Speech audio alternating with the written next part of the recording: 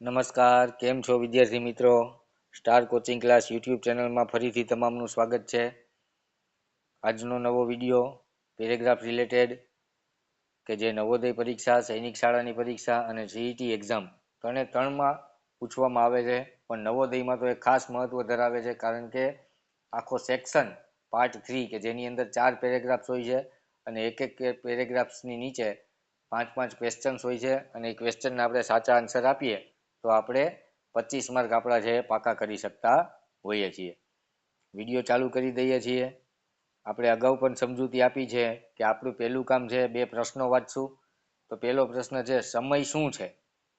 બીજો પ્રશ્ન વાંચીએ કે સમયના યોગ્ય ઉપયોગ માટે શું જરૂરી છે. બસ આ 2 પ્રશ્ન વાંચેલા એના ઉપરથી આપણને ખ્યાલ આવી ગયો કે આ પેરેગ્રાફ છે એ સમય આધારિત છે. તો આ પેરેગ્રાફને રિલેટેડ આપણે એનું વાંચન કરશું. વાંચવાનું કેવી રીતે? શાંતિથી અને સમજીને વાંચવાનું છે કે આ ફકરો શું કહેવા માંગે છે, એના અર્થ તમામ આપણા મગજની અંદર રહેવા જોઈએ. સમય એ માનવ જીવનનું સૌથી કિંમતી સંસાધન છે. એકવાર વીતી ગયેલો ક્ષણ ફેરો એટલે કે સમય ફરી પરત નથી આવતો.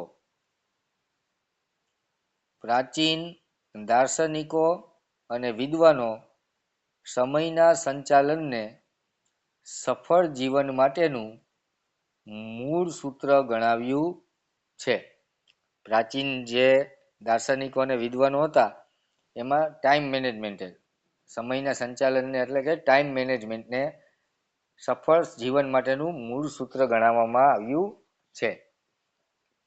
સમયનું યોગ્ય આયોજન એ વ્યક્તિના વિકાસ માટે જરૂરી છે, કારણ કે વિતાવેલો સમય તેની પ્રગતિ કે પછાતપણું નક્કી કરે છે. સમયની અપવ્યયતા વ્યક્તિને નિષ્ફળતા તરફ દોડી જાય છે. જો સમય આપણે અપવ્યયતા એટલે અહીંયા આપણને ખબર પડવી જોઈએ કે સમયનો આપણે જો બગાડ કરીએ તો વ્યક્તિ છે એ નિષ્ફળ થાય, એવું આ વાક્ય સૂચવે છે. ગમે તેટલી બુદ્ધિમત્તા અને ક્ષમતા હોવા છતાં જો કોઈ સમયનું યોગ્ય સંચાલન ન કરી શકે તો તે પોતાનું લક્ષ્ય હાંસલ કરી શકતો નથી. રેડી? નવોદયની પ્રિપેરેશન આપણે કરવી હોય તો આપણું 5મું ધોરણ જ્યારે સ્ટાર્ટ થાય અથવા તો 4થું ધોરણ આપણું સ્ટાર્ટ થાય ત્યારથી આપણે આની મહેનત કરવાની ચાલુ કરી દેવી પડે. પછી પરીક્ષાને 1 મહિનાની વાર હોય અને ત્યારે આની પ્રિપેરેશન આપણે કરીએ તો આપણે કોઈ દિવસ યોગ્ય તૈયારી કરી શકતા નથી અને આપણે આપણું લક્ષ્ય હાંસલ કરી શકતા નથી, કારણ કે તૈયારી કરવાનો જે સમય હતો એ ચાલ્યો ગયો છે. ઉદ્યોગ, શિક્ષણ, આરોગ્ય અને જીવનના તમામ ક્ષેત્રોમાં સમયનું મર્યાદિત સંચાલન પ્રગતિ માટે આવશ્યક છે. ઉદાહરણ તરીકે જોઈએ તો વિજ્ઞાન અને ટેકનોલોજીના ક્ષેત્રે જે લોકો સમયનો સદુપયોગ કરે છે તેઓ નવી શોધો અને સંશોધન દ્વારા સમાજના વિકાસમાં યોગદાન આપી શકે છે. સમયને યોગ્ય રીતે વાપરવા માટે નિર્ધારિત લક્ષ્યો, પ્રાથમિકતાઓ અને કાળજીપૂર્વકની આયોજન શક્તિ આવશ્યક છે. જેમ કે વિદ્યાર્થી માટે અભ્યાસનો એક ચોક્કસ સમય ફાળવવો એ મહત્વનું છે, તેવી જ રીતે વ્યવસાય જગતમાં સમયસર લીધેલા નિર્ણયો સફળતા માટે પાયો પૂરો કરે છે. જીવનમાં સમયનું મહત્વ સમજી તેને યોગ્ય રીતે વાપરનાર વ્યક્તિ જ સાચા અર્થમાં સફળતા મેળવી શકે છે. તો આખો પેરેગ્રાફ છે એ સમયનું મહત્વ આપણને જણાવે છે. હવે આને રિલેટેડ જે કંઈ ક્વેશ્ચન છે હવે આપણે આનું સોલ્યુશન કરીએ. તો સમય શું છે? તો સમય એ માનવ જીવનનું સૌથી કિંમતી સંસાધન છે એવું આપણને લખેલું છે. તો કિંમતી એટલે મર્યાદિત સંસાધન કહેવાય. જો એકવાર વયું જાય બરાબર, પછી પાછું મળે નહીં. એકવાર વીતી ગયેલો ક્ષણ ફેરો ફરી પરત આવતો નથી આવતો. ક્લિયર? ચાલો નેક્સ્ટ. સમયના યોગ્ય ઉપયોગ માટે શું જરૂરી છે? યોગ્ય આયોજન કરવું, સમયનો ઉપભોગ કરવો, નિર્ધારિત લક્ષ્યો અને પ્રાથમિકતાઓ, અને સમયને અવગણવો. તો સમયને અવગણવો એ તો જવાબ આવે નહીં. હવે આ ફકરાની અંદર આના માટે કંઈ છે કે નહીં એ આપણે શોધવું પડે. તો સમયનું યોગ્ય આયોજન એ વ્યક્તિના વિકાસ માટે જરૂરી છે. કારણ કે વીતી ગયેલો સમય તેની પ્રગતિ અને પછાતપણું નક્કી કરે છે. સમયની અપ્યયતા વ્યક્તિને નિષ્ફળતા તરફ દોડી જાય છે. ગમે તેટલી બુદ્ધિમત્તા અને ક્ષમતા હોવા છતાં જો કોઈ સમયનું યોગ્ય સંચાલન ન કરી શકે તો તે પોતાનું લક્ષ્ય હાંસલ કરી શકતો નથી. ઉદ્યોગ, શિક્ષણ, આરોગ્ય અને જીવનના તમામ ક્ષેત્રમાં સમયનું મર્યાદિત સંચાલન પ્રગતિ માટે આવશ્યક છે.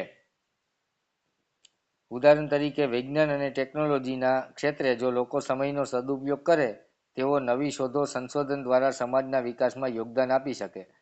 સમયને યોગ્ય રીતે વાપરવા માટે નિર્ધારિત લક્ષ્યો, પ્રાથમિકતાઓ અને કાળજીપૂર્વક આયોજન શક્તિ આવશ્યક છે. તો ફકરામાં અહીંયા એનો આન્સર છે.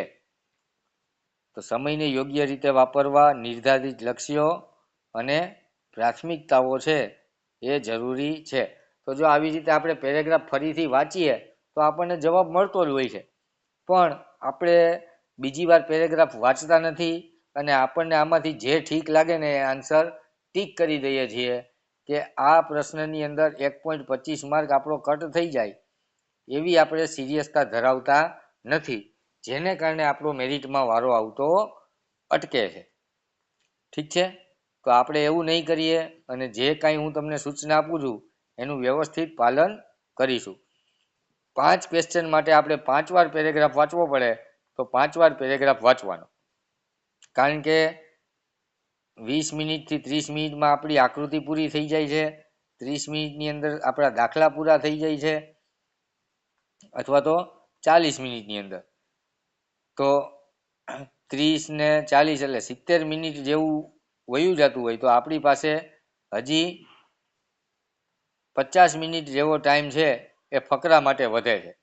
અને હું તમને સમજાવતા પણ આ વિડીયો પૂરો કરું છું ને તો 10 મિનિટથી વધારે એકેય વિડીયો બનતા નથી. તો આપણી પાસે તો સમજાવતા કરું તો પણ 40 મિનિટ જાય અને તો પણ 10 મિનિટ વધે. તો પેરેગ્રાફમાં ઉતાવળ કરવાની નથી. પણ અહીંયા જે આપણે જેટલું ઝડપી કામ કર્યું હશે એટલો ટાઈમ આપણને ફકરામાં વધારે મળવાનો છે. ઠીક છે? તો અહીંયા પણ મારો કહેવાનો મતલબ એવો છે કે અહીંયા પણ આપણે એટલી બધી ઉતાવળ કરવાની નથી, પણ અહીંયા આપણને સ્પોટ આન્સર મળતા હોય છે. એમાં આપણો બહુ સમય બરબાદ થતો નથી. તો એ સમય બરબાદ અથવા તો એ સમય આપણો જે બચેલો છે અને ટાઈમ મેનેજમેન્ટનો જ આ પેરેગ્રાફ છે. તો ટાઈમ મેનેજમેન્ટના પેરેગ્રાફમાં આપણે સમયનું જો આયોજન પેપરમાં નહીં કરીએ તો ક્યાંક ને ક્યાંક આપણને તકલીફ પડવાની છે. જોઈએ પ્રશ્ન કે સમયનું મહત્વ સમજી તેને યોગ્ય રીતે વાપરનાર વ્યક્તિ શું પ્રાપ્ત કરી શકે? તો સામાજિક પ્રતિષ્ઠા, શારીરિક શક્તિ, સાચી સફળતા કે વધુ ખોટ? આ વધુ ખોટ અને સામાજિક પ્રતિષ્ઠા જવાબમાં આવે નહીં. શારીરિક શક્તિ પણ જવાબમાં આવે નહીં, પણ યોગ્ય સફળતા બરાબર એ આપણો સાચો જવાબ છે. એ આ ફકરાને રિલેટેડ આપણે કહી શકીએ. રેડી? સમયનું મહત્વ સમજી તેને સમયને યોગ્ય રીતે વાપરવા માટે નિર્ધારિત લક્ષ્યો, પ્રાથમિકતાઓ અને કાળજીપૂર્વકની આયોજન શક્તિ આવશ્યક છે. આગળ પણ ક્યાંક હોય તો આપણે જોઈ લે. જો કોઈ સમયનું યોગ્ય સંચાલન ન કરી શકે તો તે પોતાનું લક્ષ્ય હાંસલ કરી શકતો નથી.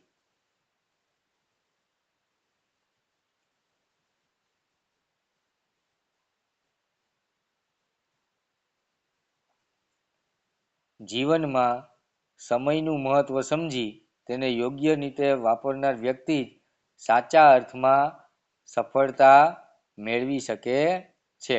તો સાચી સફળતા છે એ અહીંયા છેલ્લા વાક્યની અંદર આપણને આપેલું જ છે. ચાલો નેક્સ્ટ. સફળતાનો સમાનાર્થી શબ્દ કયો છે? સફળતા તો નિષ્ફળતા ન થાય, અયોગ્યતા ન થાય, અવગણના ન થાય. સફળતા એટલે પ્રગતિ. ચાલો નેક્સ્ટ. સફળ જીવન માટેનું માં સફળ કયું વિશેષણ છે? કેવું જીવન? તો નિષ્ફળ જીવન. કેવું જીવન? સફળ જીવન. કેવું જીવન? ધાર્મિક જીવન. કેવું જીવન? નકામું જીવન. કેવું જીવન? ઉપયોગી જીવન. તો સફળ છે બરાબર, એ જીવનની આગળ આપણે રાખીએ તો એ સંખ્યા બતાવતું નથી, સંબંધ પણ બતાવતું નથી અને અવિશેષણ પણ નથી. એ જીવન કેવું જીવા એનો ગુણ બતાવે છે, એટલે ગુણવાચક વિશેષણ છે એ એનો સાચો જવાબ થઈ શકે. મેં જેવી રીતે વાક્યને ક્વેશ્ચન કર્યા એવા ક્વેશ્ચન કરીએ એટલે આપણને કયું વિશેષણ જઈ સીધી આપણને ખબર પડી જાય. કેવું જીવન, એના ઉપરથી આપણને જવાબ છે આરામથી મળી જશે. Thank you very much. આ વિડીયો આપણે આજે અહીંયા પૂરો કરીએ છીએ. નવા વિડીયો સાથે આપણે ફરીથી મળશું. ત્યાં સુધી આવજો. જય હિન્દ, જય ભારત.